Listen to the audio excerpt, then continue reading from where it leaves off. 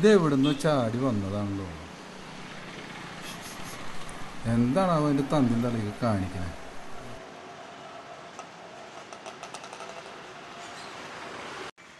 ഒന്ന് ചോദിക്കാൻ പറ്റും.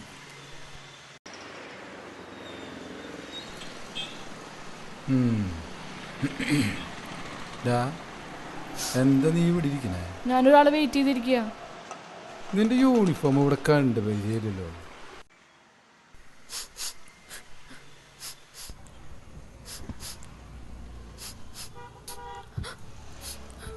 നിനക്ക് വീട്ടിൽ പോണ?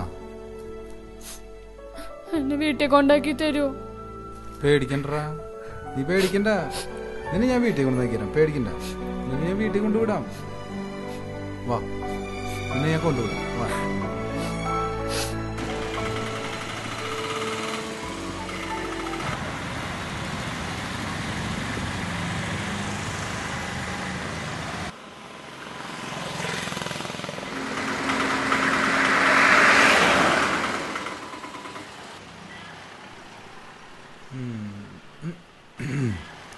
ഞാൻ നിനക്ക് കഴിക്കാൻ വല്ലതും വേണ? വേണം.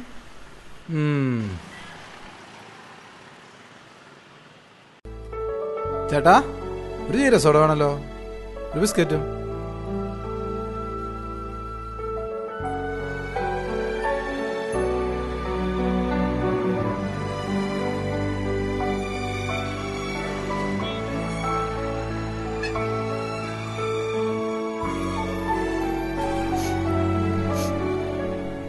നീ എന്തിനാ ഇവിടെ വന്നേ?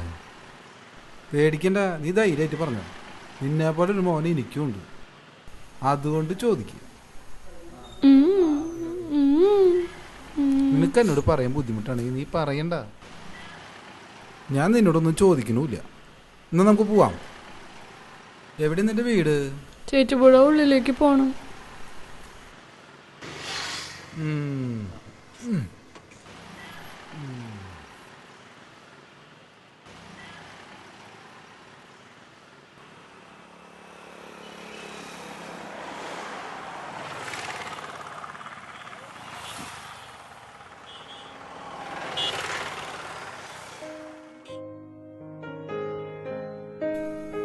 അപ്പനും അമ്മയ്ക്കും എന്റെ നന്ദി. എന്നെ വളർത്തി വലുതാക്കാൻ എത്ര കഷ്ടപ്പാട് അനുഭവിച്ചിട്ടുണ്ടെന്ന് എനിക്കറിയാം. നിങ്ങൾ അടിച്ചത് എന്തിനാണെന്ന് എനിക്കറിയാം. അമ്മയും അപ്പനും കാരണമല്ല ഞാൻ പോകുന്നത്. അമ്മയും അപ്പനെയും കാണാൻ പറ്റില്ലല്ലോ എന്നോർത്തുള്ള സങ്കടം വരുന്നു എനിക്ക്. അമ്മയും അപ്പനും വിഷമിക്കരുത്. ഞാൻ പൊട്ട കുട്ടിയാണ്. ഒരു നാശം ഒഴിഞ്ഞു പോയെന്ന് കരുതിയാൽ മതി. പിന്നെ ഇമ്പോർട്ടന്റ് PTA മീറ്റിംഗ് നാളെയാണ് 2 മണിക്ക്.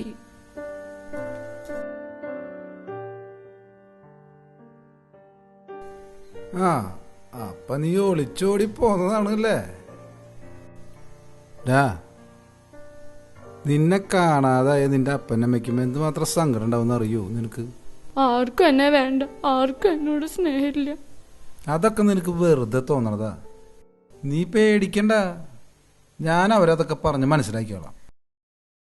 ഇപ്പൊ അവർക്ക് നിന്നെ കാണുമ്പോ എന്തോരം സന്തോഷം ഉണ്ടാവും അറിയോ? അപ്പൻ എന്നെ ബെൽറ്റ് കൊണ്ടടിക്കും, അമ്മ പിച്ച ചീന്തും. ഇപ്പൊ നിനക്ക് അടി കിട്ടാണ്ട് ഞാൻ നോക്കിയോളാം. പോവാ നമുക്ക് വീട്ടിലേക്ക്.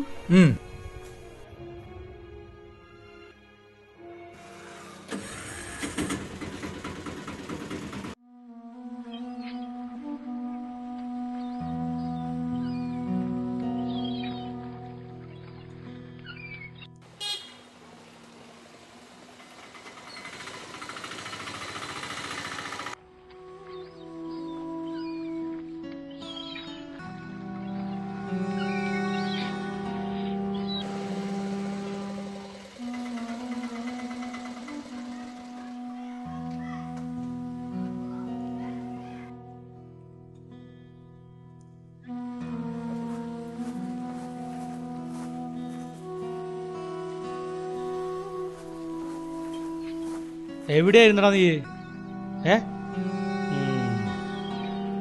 വാ.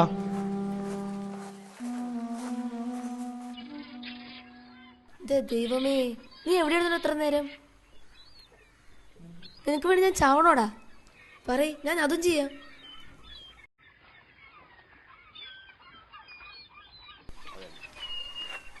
നോക്ക്, നിങ്ങളിപ്പോൾ അവനെ ശകാരിക്കരുത്. അവനാകെ തളർന്നിരിക്കുക. വഴിയിൽ വെച്ച് കണ്ടു, ഞാൻ കൂട്ടിക്കൊണ്ടുവന്നു. അവനടിക്കരുത്, വഴക്ക് പറയരുത്, പ്ലീസ്. ശരി, എത്ര വേണ്ടി കൂലി? ഏയ്, ഒന്നും വേണ്ട എനിക്ക്. ഞാനിതിന് പൈസ വാങ്ങാൻ പാടില്ല. കാരണം ഈ പ്രായത്തിലൊരു മകൻ എനിക്കുമുണ്ട്. അവനിതേമാതിരി നാട് വിട്ട് പോയാലോ? ഏയ് വേണ്ട. ശരി.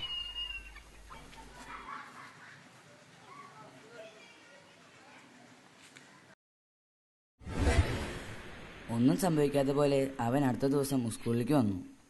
ഞാനിതൊന്നും അറിഞ്ഞില്ല.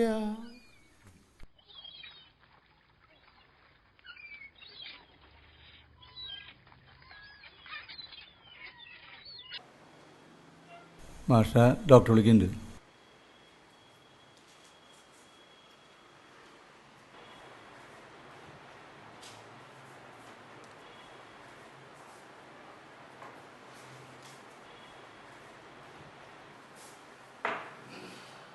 ആരാ? ഞാൻ സണ്ണി. ഞങ്ങളുടെ മൂത്ത മകനാ. സണ്ണി എന്ത് ചെയ്യുന്നു? ഞാൻ 10ാം ക്ലാസ്സിലാണ്. എങ്ങനെ, പഠിക്കാനൊക്കെ മിടുക്കനല്ലേ? ക്ലാസ്സിലൊക്കെ പോവും. ചിലപ്പോൾ ആരോടും പറയാതെ അങ്ങ് മുങ്ങും. മനസ്സിലായില്ല. പുള്ളി കൂട്ടുകാരൻ്റെ ബൈക്കുമായി കൊടൈക്കനാൽ വരെ ഒന്ന് പോയി. 2 ദിവസം കഴിഞ്ഞ വീട്ടിലേക്ക് എത്തിയത്. ഇവന് ഞങ്ങൾ അന്വേഷിക്കാത്ത സ്ഥലങ്ങളില്ല.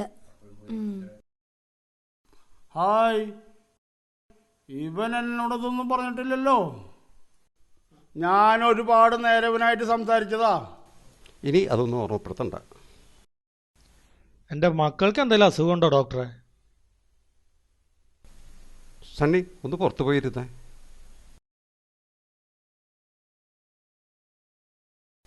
ഇവർക്ക് യാതൊരു അസുഖവുമില്ല.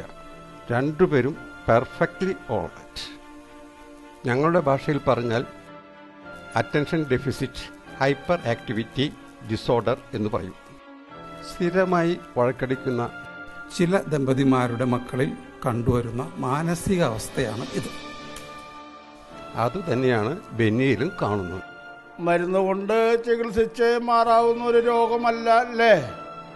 യെസ്, ഇതിന് മരുന്നല്ല ആവശ്യം. ബെന്നി സ്വയം പ്രതികരിച്ചാണ് ഈ സംഭവം. അവൻ്റെ അപ്പനും അമ്മയിൽ നിന്നും അവൻ പ്രതീക്ഷിച്ച സ്നേഹം, ലാളന, പരിഗണന ഇതെല്ലാം കിട്ടാതെ വന്നപ്പോൾ അവൻ്റെ മനസ്സ് നിറയെ പ്രതികാരമായി. ആരോടാണ് പ്രതികാരം തീർക്കേണ്ടതെന്ന് അവനറിയില്ല. ഒരു ചെറിയ സന്ദർഭം കിട്ടിയപ്പോൾ അവൻ്റെ സഹപാഠികളോട് അവനത് തീർത്തു. അത്ര തന്നെ. ഇത് നിസ്സാരമായി തള്ളാനോ അല്ലെങ്കിൽ അടിച്ചമർത്താനോ പാടില്ല. എന്തായാലും ഈ അവസ്ഥയ്ക്കൊരു മാറ്റം വരണം. അല്ലെങ്കിൽ അവൻ ഒരു ക്രിമിനലോ മറ്റോ ആകും. ഇത് ഇനി ആവർത്തിക്കുമോ ഡോക്ടർ? ആവർത്തിക്കാം, പക്ഷേ ഈ രീതിയിലാവണമെന്നില്ല. ഏത് പ്രവൃത്തിയാ ചെയ്യാൻ പാടില്ലാത്തത് അതിവർ ചെയ്യും. ഉദാഹരണത്തിന് സണ്ണിയുടെ കൊടൈക്കനാൽ യാത്ര. അതും ഒരു പ്രതികാരം വീട്ടില്ല. അപ്പനമ്മയും തന്നെ കാണാതെ വിഷമിക്കണം. അതിൽ നിന്നും ഒരു നിർവൃതി കണ്ടെത്തണം. ഇതിന് ഒരു റെമഡി ഇല്ലേ ഡോക്ടറെ? ഇല്ല എന്ന് പറഞ്ഞുകൂടാ. പിന്നെ എല്ലാവരും ഞാൻ പറഞ്ഞ പോലെ ആവണമെന്നില്ല. എന്നാലും 50% പേരും നാടിനും വീടിനും വേണ്ടാത്തവരായി തീരും. പിന്നെ ശ്രദ്ധിക്കേണ്ടത് മാതാപിതാക്കളാണ്. മക്കൾക്ക് വേണ്ടി, മക്കളുടെ ഭാവിക്ക് വേണ്ടി സ്വയം മാറണം. ബെന്നിയിൽ പ്രതീക്ഷയുണ്ടല്ലേ ഡോക്ടർ? ഉണ്ട്. ബെന്നിയുടെ അപ്പനും അമ്മയ്ക്കും വേണ്ടത് ഹൈപ്പോനസിസ് അഥവാ കൗൺസിലിംഗ്, സംതിങ് ലൈക്ക് ദാറ്റ്. എല്ലാം പറഞ്ഞു മനസ്സിലാക്കി കൊടുക്കുവാൻ പറ്റിയൊരാളെ മാഷ് തന്നെ കണ്ടെത്തിക്കൊള്ളണം. ഞങ്ങളുടെ പള്ളി വികാരി ആളും എടുക്കനാ. മാഷ്ക്ക് പരിചയമുണ്ടോ? ഉണ്ട്. എനിക്ക് പരിചയമുണ്ടെന്ന് മാത്രമല്ല, ഇവരെയും നല്ല പരിചയ. അതെങ്ങനെയാ? ഇവർ മാഷയുടെ അടുത്താണോ താമസം? അടുത്തല്ലെങ്കിലും ഞങ്ങൾ ഒരേ ഇടവകക്കാരാ. വല്ലപ്പോഴൊരിക്കൽ ഇവരെ പള്ളിയിൽ വെച്ച് കാണാറുണ്ടെന്ന് മാത്രം. എന്നാൽ അതായിരിക്കും നല്ലത്. മാഷ് ആ വഴിക്ക് ഒന്ന് ശ്രമിച്ചു നോക്ക്. പറ്റുമെങ്കിൽ എനിക്കൊന്ന് ഫോൺ ചെയ്യാൻ അച്ഛനോട് പറയേ. ശരി ഡോക്ടർ, ശരി. ഞാൻ പറയാം. എന്നാ ഞങ്ങൾ ഇറങ്ങട്ടെ.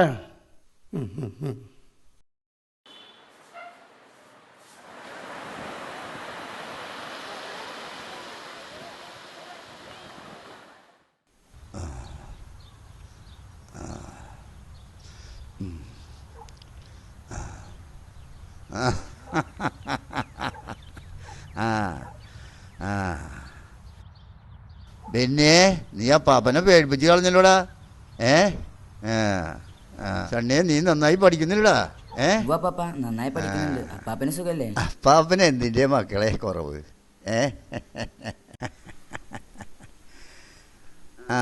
അപ്പച്ചിരിക്ക്, ഞാൻ ചായ എടുക്കാം.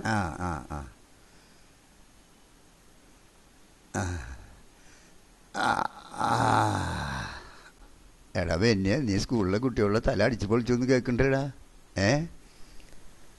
ഇന്ന് അപ്പച്ച ചായ.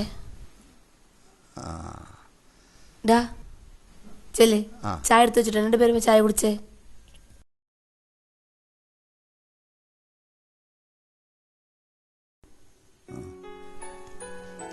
എന്താ വിശേഷം അപ്പച്ച? എന്ത് വിശേഷം? ഇങ്ങനെയൊക്കെ സംഭവിക്കാൻ എന്താ കാരണം മോളെ? എനിക്കൊന്നും അറിഞ്ഞൂടാ അപ്പച്ച. അവന്റെ ക്ലാസ്സിലെ കുട്ടികളുടെ തലയ്ക്ക് അടിച്ചു പൊട്ടിച്ചു. ആകെ പ്രശ്നമായി. അവനൊരു സൈക്കാട്രിസ്റ്റിനെ കാണിച്ച് ഇപ്പൊ എത്തിയുള്ളൂ. അവന്റെ സമനില തെറ്റിയിരുന്നു മോളെ.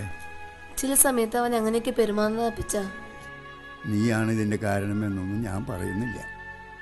മക്കൾ അമ്മയുടെ സ്നേഹത്തിലും അപ്പന്റെ ശിക്ഷണത്തിനും വളരണം.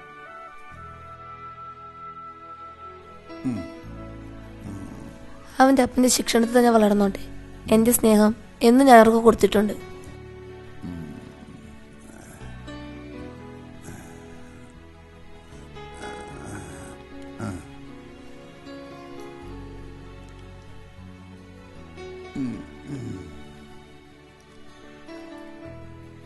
ആരായിരിക്കണം അവരുടെ അപ്പൻ?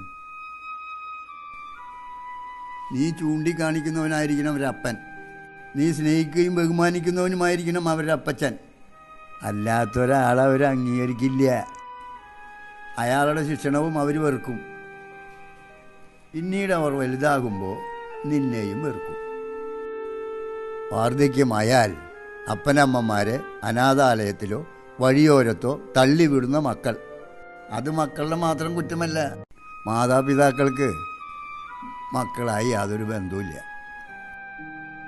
കുറേ പണം ചെലവാക്കിയത് കൊണ്ടൊന്നും ബന്ധമുണ്ടാകണമെന്നില്ല. അവരെ സ്നേഹിക്കണം, അവരിൽ അഭിമാനം കൊള്ളണം. ആരെ കാണാതായാലും ആർക്കൊരു വിഷമവുമില്ല, ഒരു ദുഃഖവുമില്ല. ഇതാണ് ഇപ്പോഴത്തെ ഈ വീട്ടിലെ നിന്റെ അവസ്ഥ. എന്നാലും അപ്പച്ച, ഇയാള് കുടിക്കാത്ത ഒരു നിമിഷം പോലും ഇല്ല. ഒന്ന് തുറന്നു പറയാൻ.